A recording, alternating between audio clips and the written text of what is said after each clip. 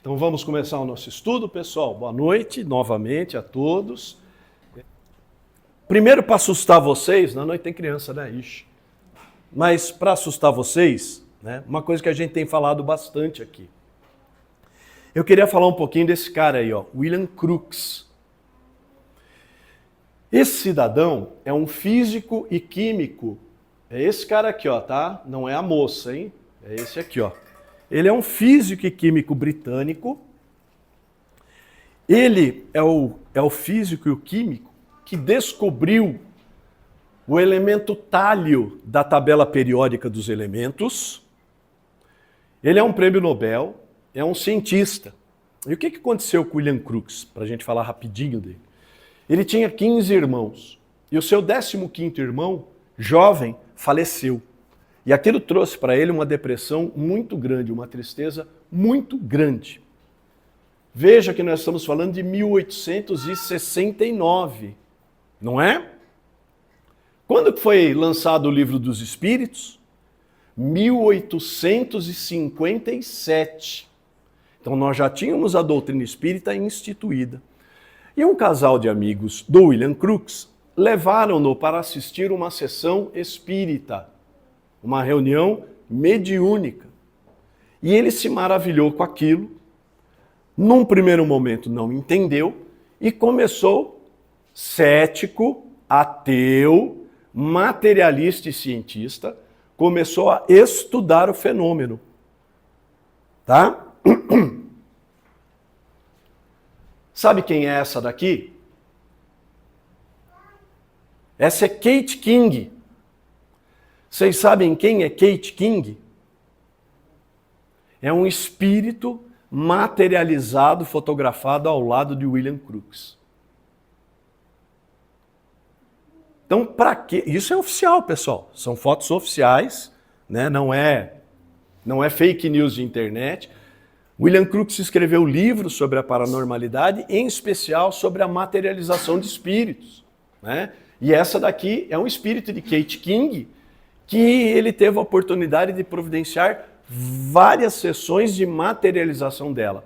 Um espírito materializado, como vocês estão vendo aqui, como a gente já disse nessa casa, é como se acontecesse o seguinte: entra um médium lá dentro da cabine, né?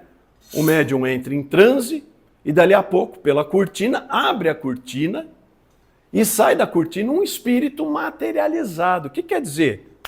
Com corpo. Qualquer um de nós poderá vê-lo, qualquer um de nós poderá ouvi-lo e qualquer um de nós poderá tocá-lo. Existe isso? Existe. Ciência. Ok? Fala, Paulão, mas isso aí foi lá na Inglaterra, né? Lá naqueles tempos, daqueles caras meio loucos, né? Em 1940, Chico Xavier, com o médium Peixotinho, também fazia experiências de materialização de espíritos.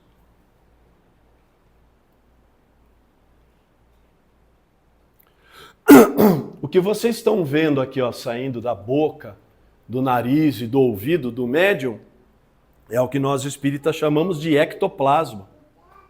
É uma substância que nós produzimos, nós encarnados produzimos, na qual o espírito, combinando esse ectoplasma com o princípio vital, que é um outro fluido que nós possuímos, e mais o fluido cósmico universal, ele consegue dar forma e matéria, plasticidade às coisas. Tudo bem? É através desse fenômeno que, por exemplo, os espíritos conseguiriam fazer aqui nesse momento, fluidificam, né, plasmam uma espécie de uma corneta, e dessa corneta nós ouviríamos o que? A voz dos espíritos saindo diretamente. Legal? Acredita em nada disso. Tem uma história sobre isso, né? O Haroldo Dutra Dias, que ele, lá em Minas Gerais, tinha um centro espírita que ficava dentro de uma favela, de uma comunidade, né? E o traficante de lá não atacava o centro espírita, deixava o pessoal ver, mas um dia o traficante morreu numa troca de tiro com a polícia lá, né? E ele se manifestou na reunião mediúnica da Casa Espírita. E foi lá e começou a conversar com o dirigente, né? Bem mineiro, né? Aquele jeitão mineiro do dirigente. Oi, sô, mas você tá aí? Você já tá bom? Eu tô, né? Aí virou para ele e falou assim, mas você sabe da sua nova situação? E o traficante falou, que situação? Que nova situação? Tô normal, tô igual, né? Aí ele falou assim, você acredita na vida após a morte? Ele falou, eu não. Ele falou, mas devia. Né? Então, quem não acredita, é bom acreditar. Tá bom, pessoal? Foi depois disso que o Emmanuel mandou parar? Foi. Na verdade, as sessões de materialização do Chico, lá em Pedro Leopoldo, foram várias. E a última dessas sessões foi uma sessão onde se materializou o próprio Emmanuel, o mentor do Chico. E ele foi descrito como um espírito de cerca de 2,5 metros de altura, que se apresentou na sala com uma túnica romana, com uma tocha na mão, com uma cruz brilhante no peito, e disse a todos que estavam ali, né? Falou, olha, o importante para a doutrina não é o fenômeno, não é o circo, é a divulgação da palavra, é o livro. Então, a partir de hoje, o médium Chico Xavier vai se concentrar no trabalho dos livros, estando encerrados os trabalhos de materialização. Pergunta se alguém fez mais alguma materialização. Parou, né? Então é isso. Vocês sabiam disso? Não? Isso aqui para quando perguntarem para vocês espíritas, né? Você fala, você é espírita? É. Ah, mas eu não acredito que ninguém voltou para falar nada. Vem aqui. Vem aqui porque volta assim, e volta toda vez, todo dia. Tá bom? Pessoal, então estamos lá na parte terceira, falando das leis morais. Estamos falando do capítulo 6º, da lei da destruição, né? Estamos encerrando aqui os flagelos destruidores. Nós vamos falar a última questão dos flagelos destruidores. Então, o que a gente viu nesse item? Que as tragédias, tudo precisa se destruir para que tudo se renasça. O homem nasce, cresce, morre e ele renasce. As plantas renascem, tudo se destrói para que possa ser reconstruído, né?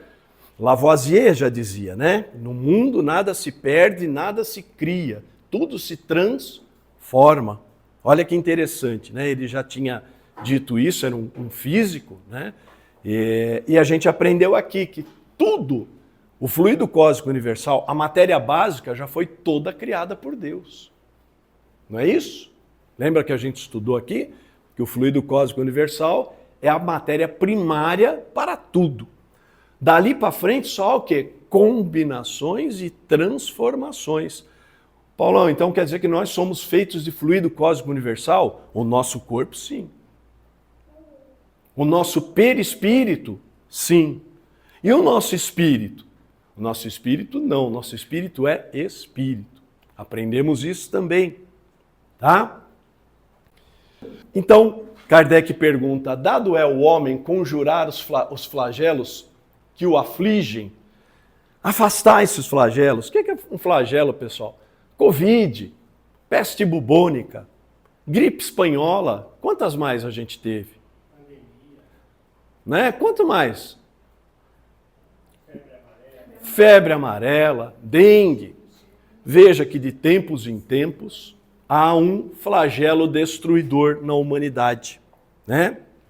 E é disso que ele está falando. Então ele pergunta se a gente consegue evitar isso daí, conjurar. E ele fala que em parte é, não porém como geralmente o entendem. Nós temos uma visão muito pequena da vida. Nós temos uma visão muito material da vida. Muito nossa, do nosso corpo. A gente não consegue enxergar o universo um palmo além da nossa própria carne. E aí a gente sofre, a gente se assusta, a gente tem dificuldades muito grandes com isso, para entender todo esse sistema que é a evolução, a reencarnação e o mundo espiritual, né? Porque nós ficamos muito presos, né? Nós ficamos olhando para a morte da formiga e não enxergamos a glória do formigueiro. Tá? Então é disso que ele está falando. Muitos flagelos resultam da imprevidência do homem. Da imprevidência do homem. Então, abusamos da natureza, abusamos da nossa condição de saúde, né? Fazemos testes com vírus, né? Há uma grande hipótese que dos nossos flagelos tenha sido um vírus que tenha escapado de laboratório. Há muitos cientistas dizendo isso, então isso é uma imprudência, né? Há uma imprudência, tá? À medida que adquire conhecimentos e experiência, ele os vai podendo conjurar, isso é, prevenir, se lhe sabe pesquisar as causas. Tá ok? Aí não tem dúvidas, né? Dá para entender.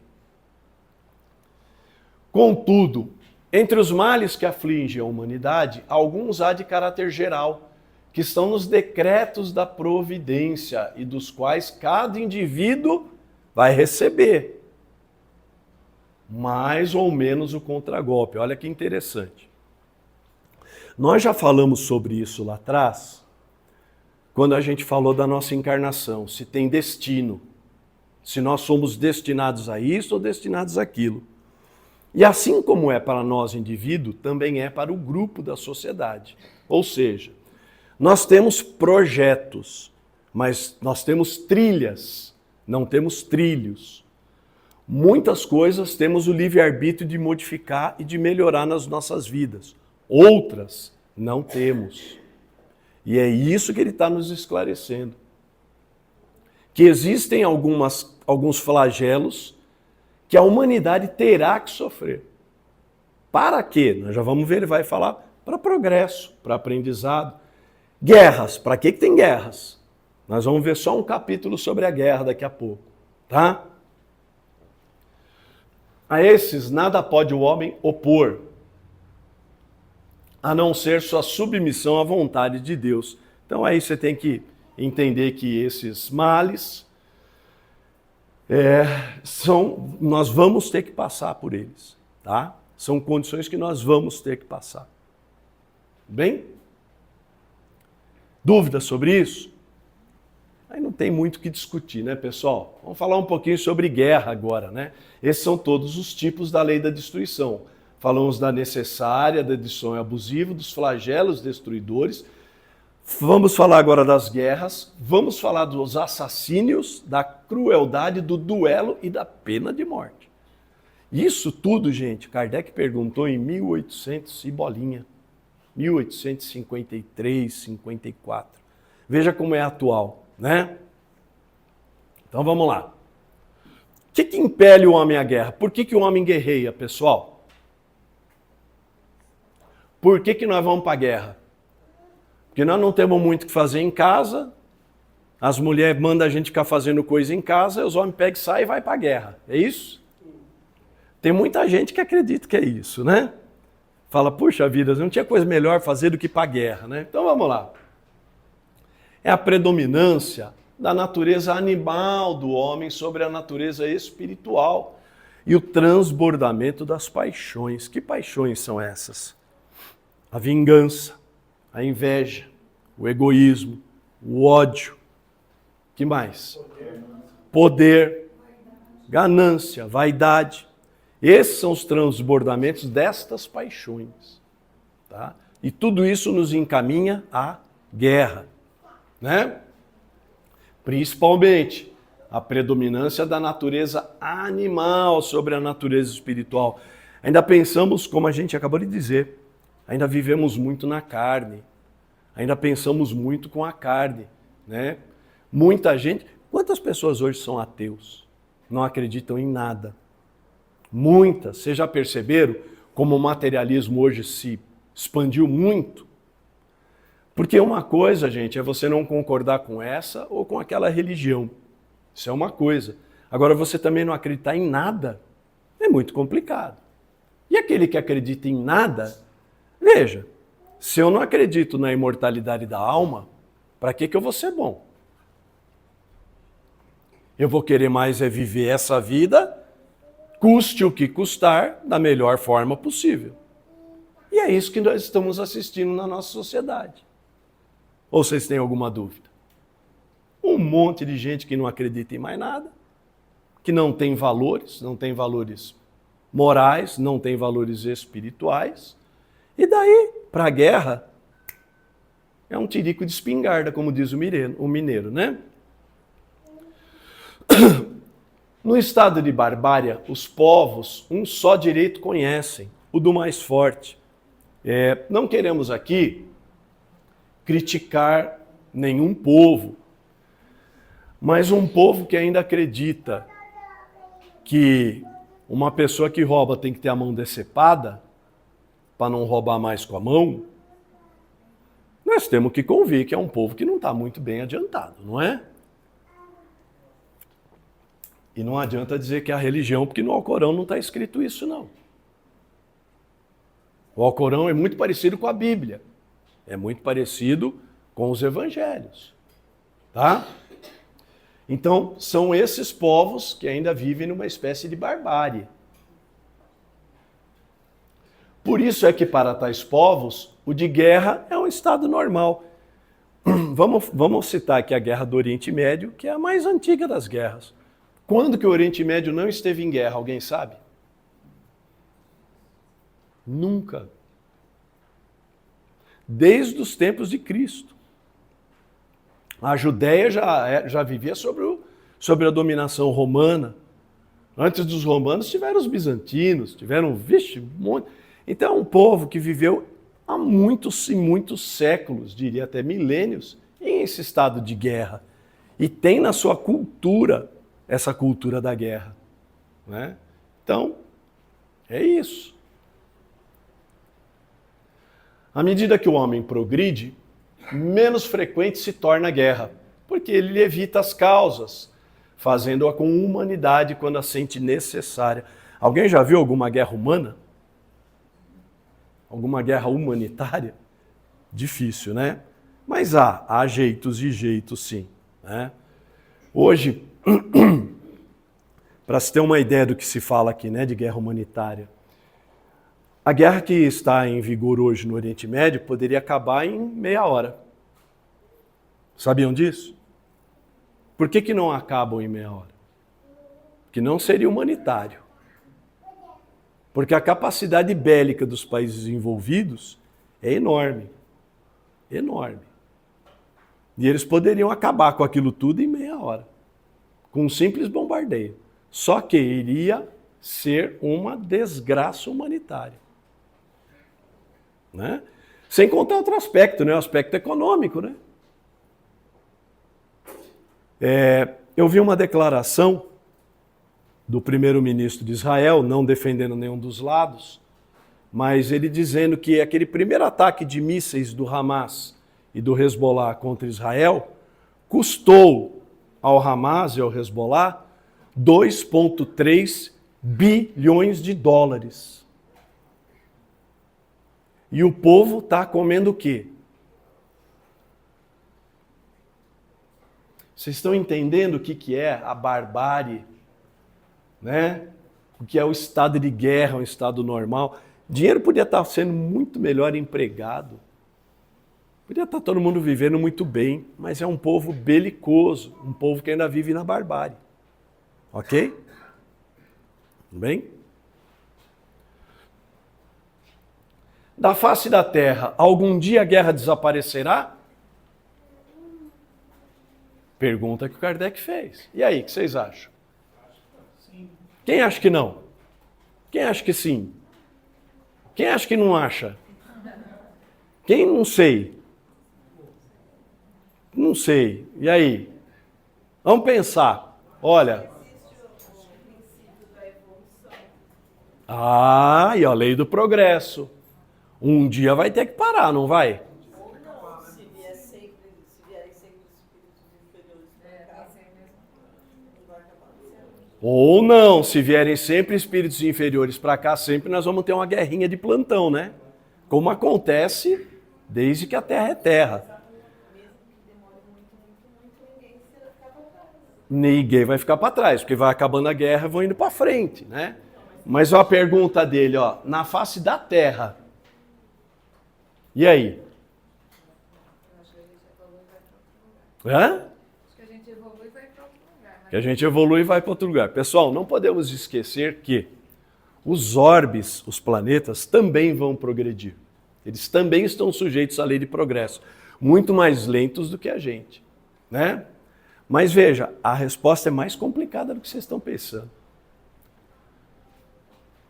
Sim, quando os homens compreenderem a justiça e praticarem a lei de Deus. Quando é que nós vamos virar um planeta de regeneração? Paulão, eu não aguento mais esse mundo de provas e expiações, eu não aguento mais rinite alérgica, eu quero passar para um plano onde o corpo não é. E aí? Quando nós nos melhorarmos, é o que a gente já falou aqui, pessoal, muito cuidado. Internet, né? As pessoas que não conhecem a doutrina a fundo, são levianas. Ah, o Chico falou que no dia 19 de abril de 1999 vai amanhecer, a Terra vai entrar no cinturão de fótons de não sei da onde e o mundo vai ficar cor-de-rosa. Não vai. Não vai porque para isso acontecer tem que haver a transformação de cada um de nós. Você já se transformou? E aí? Você já se transformou para o mundo de regeneração? Você já não tem mais bronca de ninguém? Você já perdoou todas as coisas do seu marido? Todas as coisinhas da sua esposa? Dos seus filhos? Do vizinho? Aquele vizinho que 7 horas da manhã de domingo bota o som alto. Porque é domingo, né? Para ele. Você já perdoou? Porque é fácil, né? A gente esperar um momento mágico. Onde, pum, pronto. Olha, ganhei asas. Nossa, que maravilha. Harpa, né? Nada a ver, tá bom? Então, quando os homens compreenderem a justiça e praticarem a lei de Deus, nessa época, todos os povos serão irmãos. O que objetivou a providência, tornando necessária a guerra? Para que foi necessária ter guerra? Para quê, pessoal? A liberdade e o progresso. Por menos que a gente goste, todas as guerras, a Primeira e a Segunda Guerra, trouxeram avanços científicos maravilhosos. Trouxeram avanços bélicos, infelizmente, mas trouxeram avanços científicos maravilhosos. Tá? O rádio, televisão, computadores, tudo isso foi meio que impulsionado pela necessidade da guerra. Ok? Então, objetiva a liberdade e o progresso. Desde que a guerra deve ter por efeito produzir o advento da liberdade, como é que pode frequentemente ter por objetivo e resultado a escravização? Então ele está falando aí que, olha, ainda que a espiritualidade esteja nos dizendo que é a liberdade e o progresso, mas a gente vê que após a guerra muitos povos são escravizados pelos anteriores, não é? Um dos motivos da Alemanha na Segunda Guerra Mundial se voltar contra o mundo é que na Primeira Guerra Mundial, quando ela perdeu a guerra, ela foi severamente punida numa série de coisas. Foram tirados direitos, tirados terras, e aquilo ficou, né, na goela, né, naquelas paixões violentas do orgulho, etc. E uma das grandes motivações dela se reerguer na Segunda Guerra Mundial foi isso, né? Então, qual que é o objetivo e o resultado dessa escravização aí? Escravização temporária, para oprimir os povos, a fim de fazê-los progredir mais depressa. Isso aqui é algo difícil da gente entender. Mas a gente tem uma frase no Espiritismo, né? A gente sempre fala que o espírita, quando ele não vem para o centro espírita pelo amor, ele vem pela dor. Aquele que tem uma mediunidade ostensiva, que precisa trabalhar a sua mediunidade, que fez um compromisso com Jesus de trabalhar a sua mediunidade, acaba vindo para a casa espírita pela dor, pela obsessão, por sentir-se mal, né? E isso meio que é permitido para que a gente possa progredir mais depressa. Então as guerras também têm esse objetivo, né? Fazer com que a gente entenda o que é ruim, saiba que judiar dos outros não é bom, aprenda na pele aquele ditado, né? Também mineiro, que o pau que dá em Chico, dá em Francisco também, né? Ou seja, numa guerra, há vítimas dos dois lados, todo mundo sofre. Tá? Aliás, tem uma frase muito bonita, né? Diz que a primeira vítima da guerra é a verdade. Começou a guerra, ninguém mais sabe qual é a verdade. Interessante, né? Tudo bem aí? O que se deve pensar daquele que suscita a guerra para proveito seu? Então nós temos aí, pessoal, muitos grupos econômicos que são interessados em guerras, né? Precisamos dizer isso para vocês. Vocês sabem quais são as 3 maiores economias do mundo? Sabem? A primeira é o tráfico internacional de drogas, sabia? É a maior economia do mundo, tráfico internacional de drogas. A segunda é o comércio de armas e munições. Sabe qual é o terceiro? Petróleo. Deu para você saber o tamanho da encrenca? Então vocês percebam uma coisa. Há uma produção constante e incessante de material bélico, de munição, tal, etc.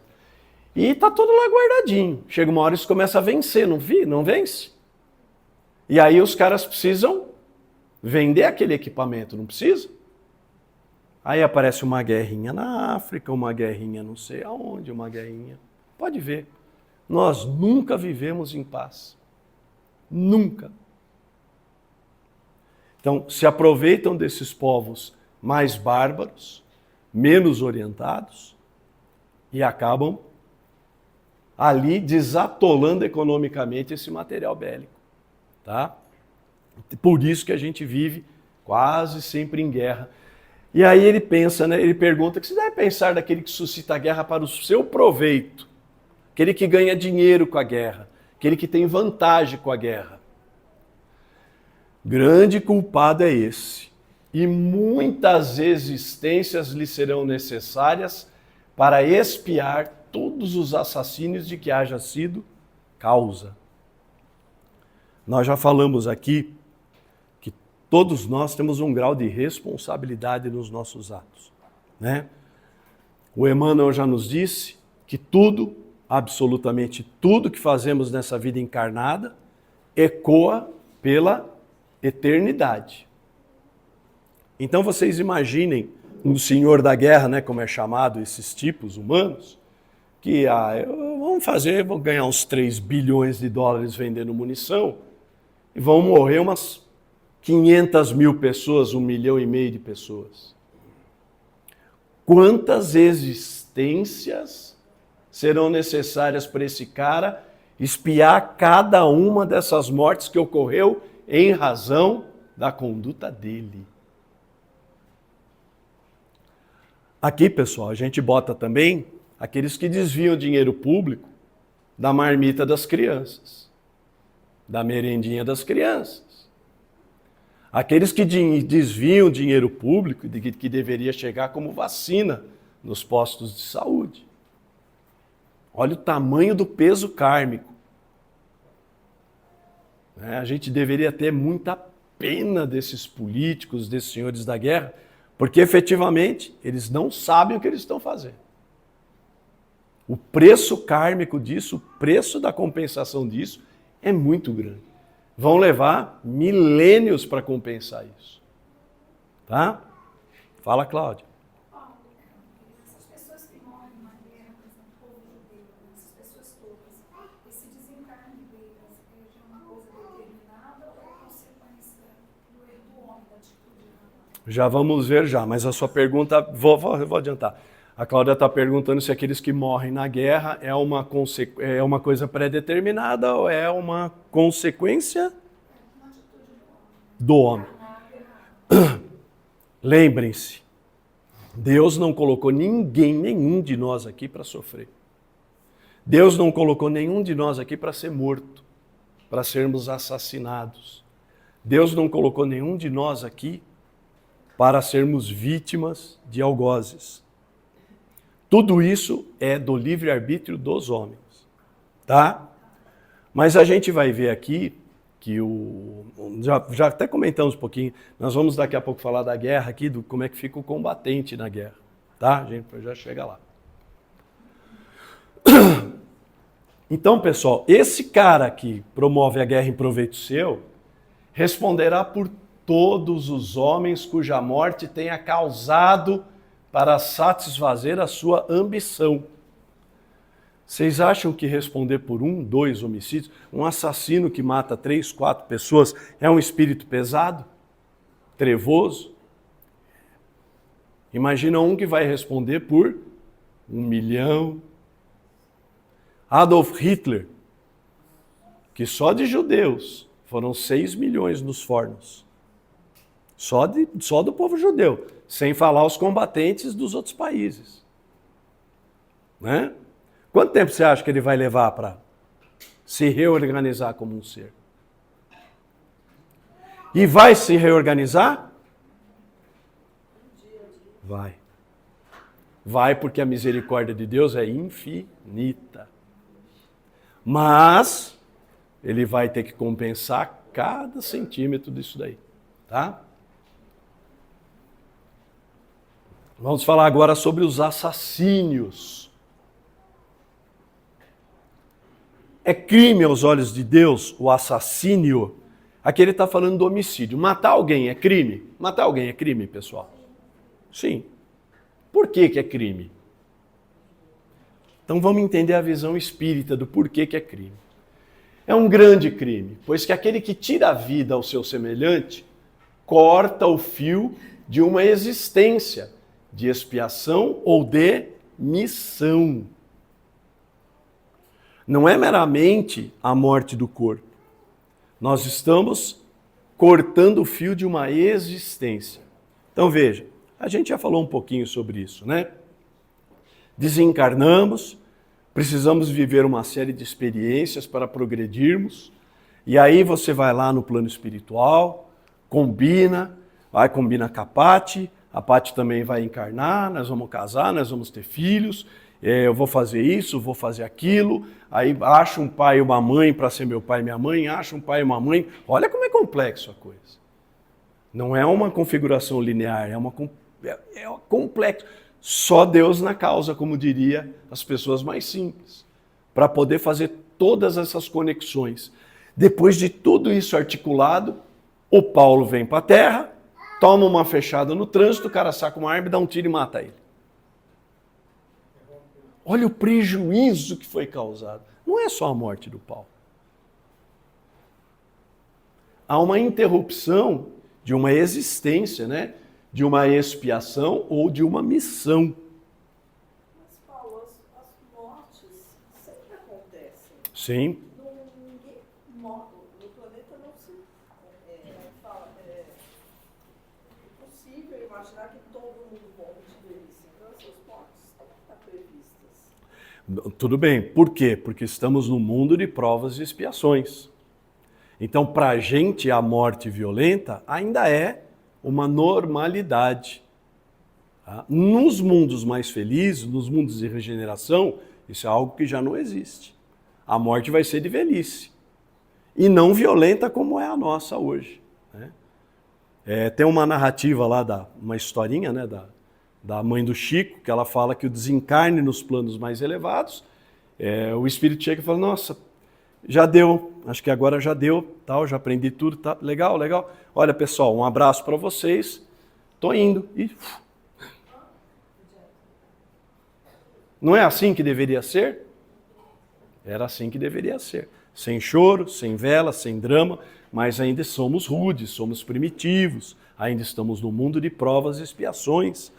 Ainda temos muita expiação, então ainda temos o homicídio, o assassinato. Tá? Mas isso não é a regularidade, não deveria ter. Tá, ok? Aí é que está o mal, a gente evitar uma existência. É sempre do mesmo grau a culpabilidade em todos os casos de assassínio? Então, todos os homicídios são iguais? O que vocês acham? É o lógico, né? Já o temos dito. Deus é justo. Julga mais pela intenção do que pelo ato. Ó, pessoal, de novo a espiritualidade falando pra gente que o que vale é o que vai aí dentro. Qual é a sua intenção? Qual foi a sua vontade? Você pode falar muito docemente para alguém, boa tarde. Mas lá no fundo fala assim, o que esse indecente está fazendo aqui? O que é que vale? É a intenção. Né? Muito cuidado. Em caso de legítima defesa, escusa Deus o assassínio? O que é uma legítima defesa? Alguém tem ideia do que seja legítima defesa? Quando você mata alguém, vou falar a definição jurídica, tá? Repelir uma injusta agressão contra si ou contra outrem. Então veja, essa agressão tem que ser injusta, tá? E eu vou repelir para preservar a minha vida ou a vida de alguém que está em perigo. E isso é que é a legítima defesa, ok? E aí ele pergunta, legítima defesa, Deus desculpa o assassino? O que vocês acham? Sim. Só a necessidade o pode escusar. Mas, desde que o agredido possa preservar sua vida, sem atentar contra de seu agressor, deve fazê-lo. Ele falou, olha, se você... Entra aqui um maluco, esse maluco está com uma faca desse tamanho na mão, né? E ele fala, eu vou matar esse palestrante aí. Por quê? Porque ele é muito rouco, eu não gostei da voz dele. E ele vem e começa a tentar me esfaquear. Eu pego o que eu tenho à mão, uma cadeira, e começo a bater na cabeça dele. E ele morre. E aí? Estou escusado. O que é que se pune sempre, mesmo no direito dos homens, como no direito de Deus? O excesso, o abuso. Olha o que ele está falando aqui, ó. Se ele puder preservar sua vida sem atentar contra de seu agressor, deve fazê-lo. Então, se eu tiver a oportunidade de correr e me trancar ali, eu devo fazê-lo. Só que aqui não tem porta. Né? Ia ser difícil eu me fechar com a cortina, né? Mas veja, estão entendendo qual é a ideia da coisa? O que é que vale? A intenção. Eu não estou com a intenção de matá-lo. Eu estou com a intenção de preservar a minha vida. Ou até a vida de alguém aqui. Ok? Isso daqui, pessoal, está bem justo, bem equiparado com o nosso direito material, com o nosso direito humano. O Código Penal fala exatamente isso daí. Tá? Quem preserva a vida sua ou de terceiro contra uma injusta agressão não responde por crime. Tá bom? Tem um homem culpa dos assassínios que pratica durante a guerra? Olha lá, Cláudia. E agora? E agora? Tem? E aí? Vamos pensar, gente. Soldado que está na guerra é culpado dos assassinatos que pratica? Das mortes que ele pratica? Não tem saída. E aí? Né? Hã? Não tem saída. Não sei. Me digam vocês, eu que estou perguntando. Isso, ele mata, ele morre. E aí? Então vamos lá, vamos nos surpreender novamente, como dizia o Galvão Bueno. Não! Quando ele é constrangido pela força. O soldado que está na guerra, ou ele mata, ou ele morre. Se assemelha muito com a gente acabou de falar, que é a legítima defesa. Não é?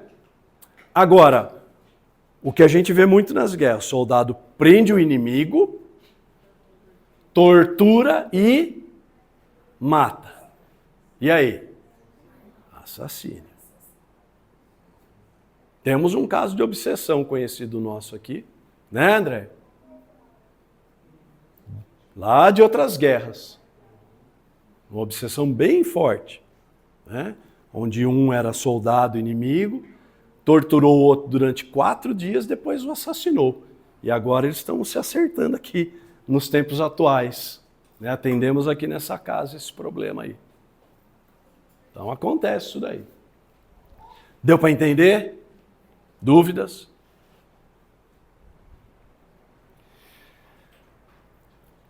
Ele não é responsável, culpado quando é constrangido pela força, mas é culpado das crueldades que cometa, sendo-lhe também levado em conta o sentimento de humanidade com que proceda. Ó, pessoal, isso aqui é uma linha espiritual, é do Espírito de Verdade, e o nosso direito está muito junto. Tá? É exatamente isso que diz o nosso direito penal. Tá? Tanto que, se você repele uma injusta... Quer ver? Vou dar um exemplo do nosso direito penal para vocês entenderem. O cidadão entra aqui armado com um revólver, eu estou armado com um revólver. Ele me dá 2 tiros e eu dou 2 tiros nele. Aí ele resolve desistir e joga a arma no chão. Eu vou e dou mais 4. O que acontece? Extrapolei. Eu não estou mais em legítima defesa. Então eu abusei. Eu já passei ao requinte da crueldade. E aí eu vou responder pelo homicídio como se tivesse feito. Legal? Tudo bem?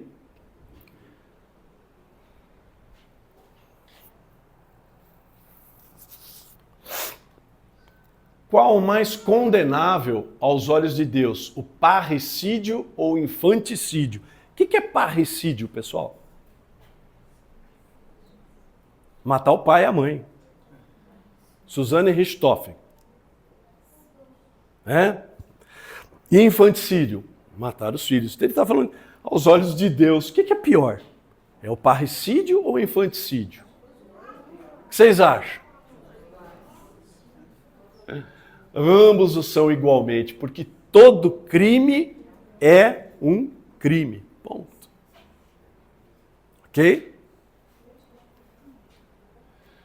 Como se explica que entre alguns... Essa aqui é para fechar a noite. Como se explica que entre alguns povos, já adiantados sobre o ponto de vista intelectual, o infanticídio seja um costume e esteja consagrado pela legislação? Onde se lê infanticídio aqui, leia-se aborto. E aí? A gente costuma falar só para as mulheres, né? Mas os homens são grandes participantes nessa questão do aborto. Aliás, muitas vezes são a mola propulsora, né?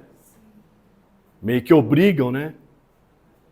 Então, gente, como é que se explica provas adiantadas do ponto de vista intelectual? Há países que já há muitos anos têm o aborto como legalizado. Em qualquer idade, em qualquer fase. Não é?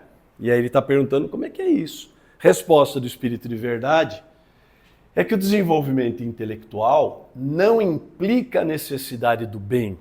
Lembra que a gente falou? Existem espíritos muito intelectualizados, muito inteligentes, mas muito maldosos.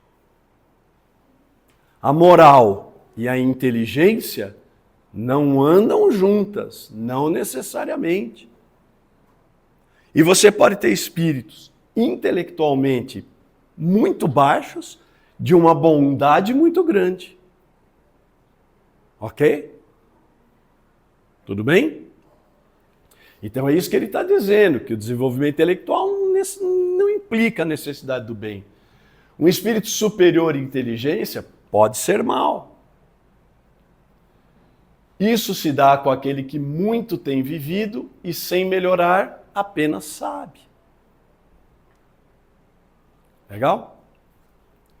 Só para a gente, deixa eu ver qual que é isso aí, para a gente encerrar, nós temos também a questão da eutanásia hoje, né, da morte escolhida. E o Haroldo Dutra Dias contou essas semanas aí uma historinha muito interessante. Ele é um grande palestrante espírita e ele nos fala que ele recebeu um e-mail de um amigo dando conta que lá na Dinamarca, Holanda, não me lembro agora, houve uma pessoa que entrou com um processo para que fosse permitida a eutanásia, que ela pudesse ser morta oficialmente num hospital, tá? Essa pessoa falava que ela tinha uma doença incurável e insuportável. Qual era? Depressão. Idade dessa pessoa, 28 anos de idade. E a justiça daquele país autorizou e reconheceu, e essa pessoa foi eutanasiada.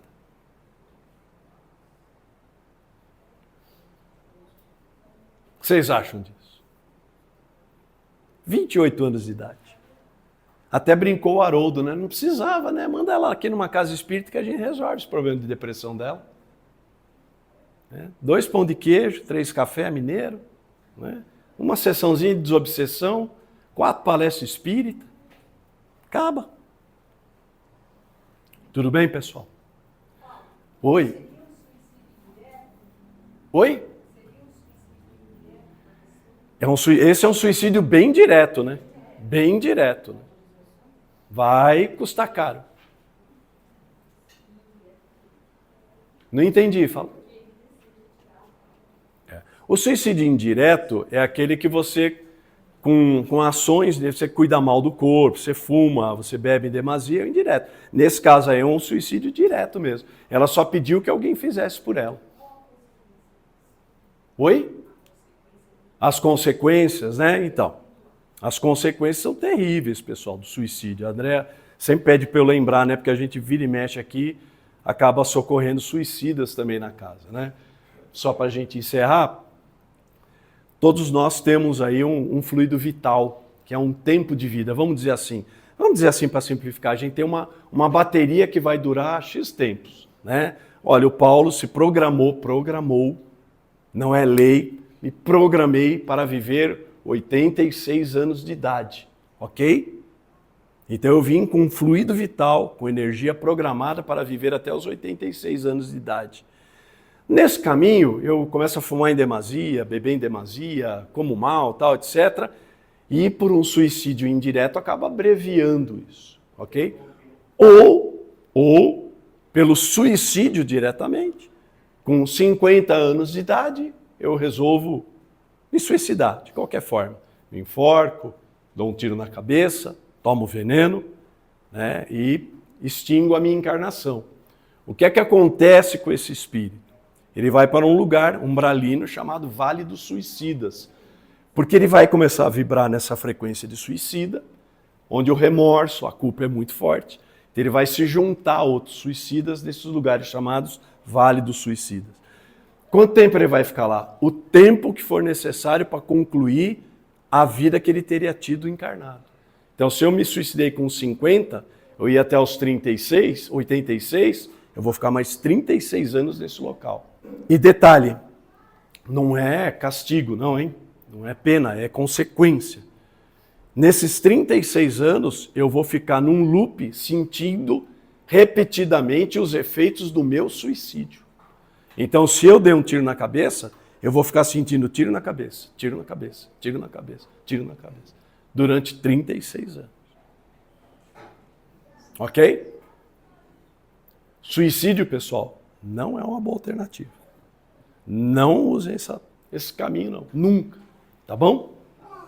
Fala. A pessoa que se suicida, aí ela vai reencarnar, ela tem lá na hora de fazer a escolha, né, para vir, ela sabe que ela se suicidou. Sim. Aí ela vem correndo o risco de fazer outra vez. Vem com mais. A Fátima está perguntando, essas pessoas se suicidaram, quando vierem reencarnar, elas têm conhecimento que já se suicidaram, e qual é o risco de fazer de novo? Sim, erramos e erramos e erramos, aprendemos pela dor. Mas uma outra característica muito ruim do suicídio é que quando nos suicidamos, nós causamos uma deformidade no nosso perispírito, uma deformidade energética. Então, quando formos reencarnar, o perispírito, pessoal, é o molde do novo corpo orgânico. Então, por exemplo, eu dou um tiro na cabeça. O meu perispírito da região cerebral ficou todo danificado. Quando eu vier reencarnar e eu começar a formar o feto na barriga da minha mãe, eu vou formar uma cabeça deformada, surdo, cego, retardado, com deficiência, com uma série de coisas, né? Aleijado. Tomei veneno, vou nascer com sérios problemas gástricos. Tá? Tiro no coração, né? Tanta gente cardíaca. Tá? Então, tem estudo. E correndo o risco de novo. Sim. Mais alguma pergunta, pessoal? Paulo, Fala, Zé. um negócio pra você. Sobre aquele negócio de legítima defesa, eu sinto muito, mas eu vou falar que está dentro do meu coração, eu não acredito. Não? Não. Porque eu vejo Deus como uma perfeição. E eu vou supor, se um cara vier com facão para me matar, eu vou me defender porque acho que eu estou com medo de morrer ou alguma coisa. E passa na minha cabeça um outro negócio também. Jesus veio para dar exemplo. Quando a turma foi crucificar ele não se defendeu. Então, tem uma história do Chico sobre isso daí, né? Diz que o Chico estava fazendo o trabalho dele lá em Pedro Leopoldo, pessoal, como aqui assim, né? Psicografando tal, e cartas. Diz que dali a pouco entrou um cidadão pela sala fora, pegou um revólver, apontou no peito do Chico e falou assim: eu vim aqui agora, eu vou te matar. O Chico levantou, olhou para o cara e falou assim: que seja feita a vontade de nosso Pai. É lógico que deve ter pulado uns 200 espíritos de luz em cima do cara, o cara começou a chorar e baixou a arma, né? Mas podia ter atirado. Mas essa foi a posição do Chico. Que seja feita a vontade do nosso Pai. Se é para eu morrer agora, vai ser agora. É por isso que eu ainda tenho medo, ainda vou reagir. Não, eu também. Eu tenho medo também. Se alguém entrar lá e falar assim, é o C, Zé, eu falo assim, vai o C, velho. Vai o C primeiro, né? Mas assim, quando você falou que não há punição, então deve ter alguma coisinha ali que vai, eu não sei, eu acredito nisso. Sim. Por causa que é o seguinte, não onde que está o amor, não onde que está Cristo. Então. Bom, é um ponto de vista seu, né? Mas é o que diz a nossa regrinha aí, né? Para se defender, você pode, né? Eu estou falando, no que eu acredito, tem coisa da Bíblia que eu não acredito. Sim. É um ponto de não acredito de jeito nenhum. Mas tem coisa que eu acredito fielmente. Tudo que for bom, eu acredito. Tudo que é bom que está na Bíblia, eu acredito. Se for um negócio que, tipo assim, que tira o meu jeito de pensar em Deus numa perfeição, aí não está muito perfeito. Não está bom, né? Não está bom. Para mim não está. Então, eu não acredito. Tá certo. Ótima opção, Zé. Bom? Mais alguma pergunta? Pois não. Aquelas pessoas que estão no hospital e estão vivendo sob o aparelho. Se tirar o aparelho, tipo uma dor. É tipo o quê? Como que fica depois? Então. Se tirar o aparelho, por exemplo, tem que pedir autorização para o familiar. Tira ou não tira o aparelho? Se tirar, ele morre. Então está tirando a vida dele? Não. Então vamos lá. Isso é uma questão bem complicada, né? Nós já falamos disso aqui um tempo atrás. Eu vou falar para vocês pela doutrina e a minha opinião. Doutrinariamente falando, o único que sabe a data e a hora do desencarne é Deus. Ponto. Ok? Ponto. Mas, fato é, hoje cadê? Está a Cláudia aí, né? O Nelson não está aí hoje. Fato é que hoje a medicina, ela tem equipamentos que se você mantiver aquilo lá ligado, aquilo vai ficar indefinidamente. Coração batendo, sangue bombeando, mas não há vida. Então, o que eu defendo? A vida tem que ser natural. Então, desligue seu aparelho. Continuou? Ótimo. Não continuou? Já era a morte. Né? Porque às vezes a gente pode correr também o risco de deixar um espírito aprisionado, né? Eu conheço uma pessoa que viveu 20 anos morto só com o aparelho. Então, como é que fica esse espírito? Ninguém sabe exatamente como é que ele fica. O famoso Schumacher aí, qual que é a situação dele? Será que ele está com um pé lá, outro pé cá? Né? Eu defendo a tese de que desligue as máquinas. Se continuar a vida, ok, que bom. Se não continuar, era a hora. Tem o Passou. contrário também. Tem um documentário que eu vi há alguns anos atrás, que na Holanda, que é um país, né, super desenvolvido, muito internacional, eles proibiram que recém-nascidos até não sei quantas semanas, tipo até 6 meses mais ou menos, lembra? Lembro. E depois não deveriam ser colocados Em UTIs pré-natal.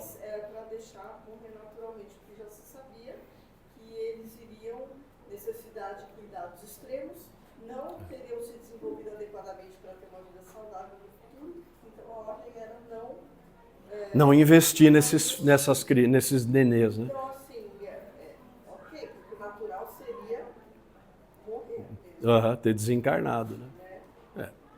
É isso. Pessoal, tudo vai da nossa consciência, do nosso coração. Temos o conhecimento genérico do que é o Evangelho, né? E eu acho que é isso. Tá bom? Mais alguma pergunta? Então, vocês desculpem pela voz esganiçada de hoje, tá? Mas acho que deu para a gente fazer um bom papo. Tá bom? Muito obrigado, uma boa noite a todos.